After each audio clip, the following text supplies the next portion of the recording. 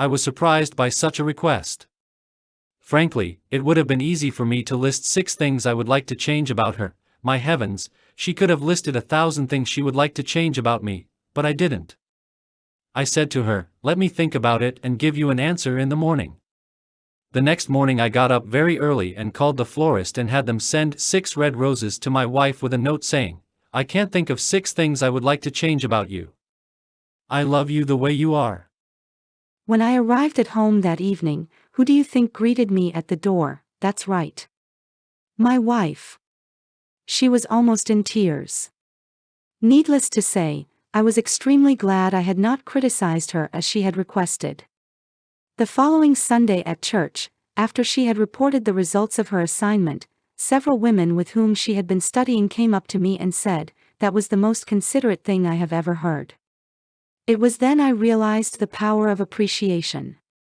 Florenz Ziegfeld, the most spectacular producer who ever dazzled Broadway, gained his reputation by his subtle ability to glorify the American girl. Time after time, he took drab little creatures that no one ever looked at twice and transformed them on the stage into glamorous visions of mystery and seduction.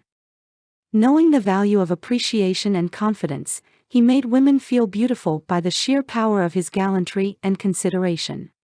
He was practical. He raised the salary of chorus girls from $30 a week to as high as $175. And he was also chivalrous. On opening night at the Follies, he sent telegrams to the stars in the cast, and he deluged every chorus girl in the show with American Beauty roses. I once succumbed to the fad of fasting and went for 6 days and nights without eating. It wasn't difficult. I was less hungry at the end of the 6th day than I was at the end of the 2nd.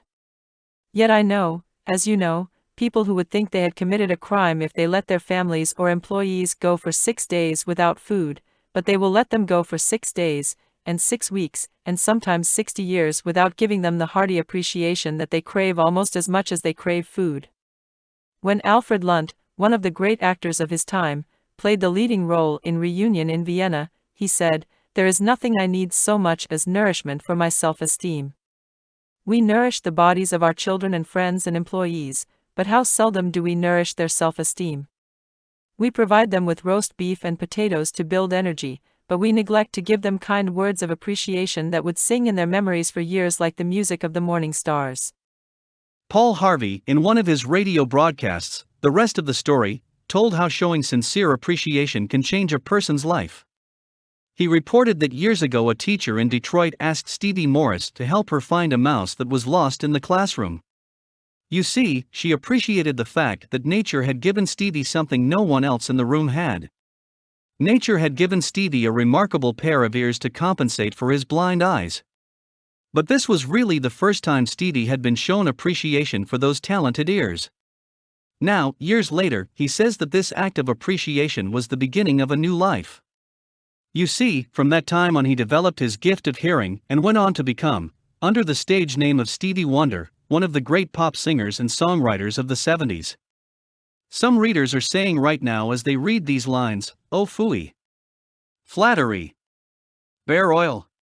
I've tried that stuff. It doesn't work, not with intelligent people." Of course, flattery seldom works with discerning people. It is shallow, selfish, and insincere. It ought to fail, and it usually does. True, some people are so hungry, so thirsty, for appreciation that they will swallow anything, just as a starving man will eat grass and fishworms. Even Queen Victoria was susceptible to flattery. Prime Minister Benjamin Disraeli confessed that he put it on thick in dealing with the Queen. To use his exact words, he said he spread it on with a trowel. But Disraeli was one of the most polished, deft and adroit men who ever ruled the far-flung British Empire. He was a genius in his line. What would work for him wouldn't necessarily work for you and me. In the long run, flattery will do you more harm than good. Flattery is counterfeit, and like counterfeit money, it will eventually get you into trouble if you pass it to someone else. The difference between appreciation and flattery? That is simple. One is sincere and the other insincere.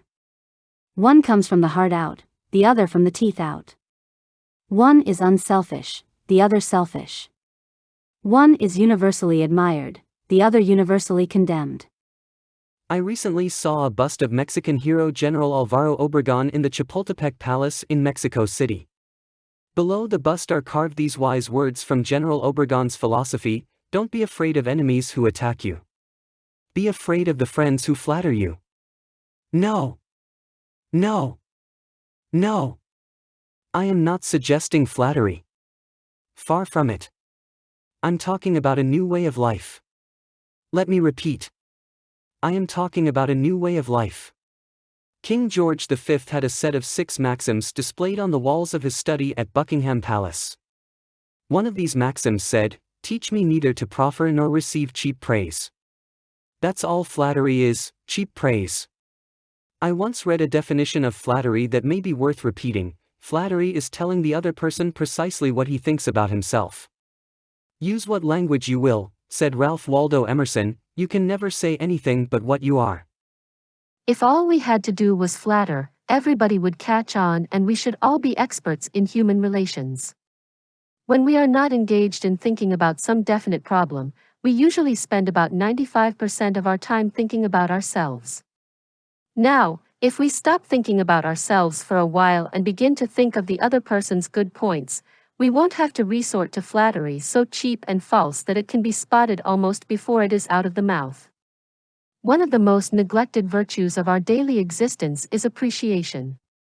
Somehow, we neglect to praise our son or daughter when he or she brings home a good report card, and we fail to encourage our children when they first succeed in baking a cake or building a birdhouse. Nothing pleases children more than this kind of parental interest and approval. The next time you enjoy filet mignon at the club, send word to the chef that it was excellently prepared, and when a tired salesperson shows you unusual courtesy, please mention it. Every minister, lecturer and public speaker knows the discouragement of pouring himself or herself out to an audience and not receiving a single ripple of appreciative comment. What applies to professionals applies doubly to workers in offices, shops and factories and our families and friends. In our interpersonal relations we should never forget that all our associates are human beings and hunger for appreciation. It is the legal tender that all souls enjoy. Try leaving a friendly trail of little sparks of gratitude on your daily trips. You will be surprised how they will set small flames of friendship that will be rose beacons on your next visit. Pamela Dunham of New Fairfield, Connecticut, had among her responsibilities on her job the supervision of a janitor who was doing a very poor job. The other employees would jeer at him and litter the hallways to show him what a bad job he was doing.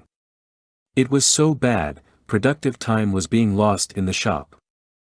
Without success, Pam tried various ways to motivate this person.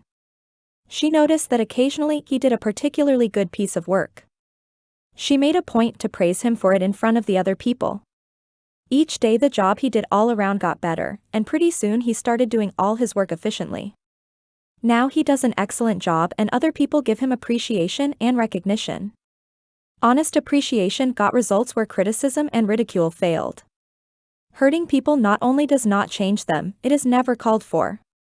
There is an old saying that I have cut out and pasted on my mirror where I cannot help but see it every day. I shall pass this way but once, any good, therefore, that I can do or any kindness that I can show to any human being, let me do it now.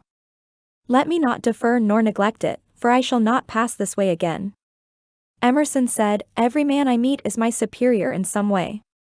In that, I learn of him. If that was true of Emerson, isn't it likely to be 1,000 times more true of you and me? Let's cease thinking of our accomplishments, our wants. Let's try to figure out the other person's good points. Then forget flattery. Give honest, sincere appreciation.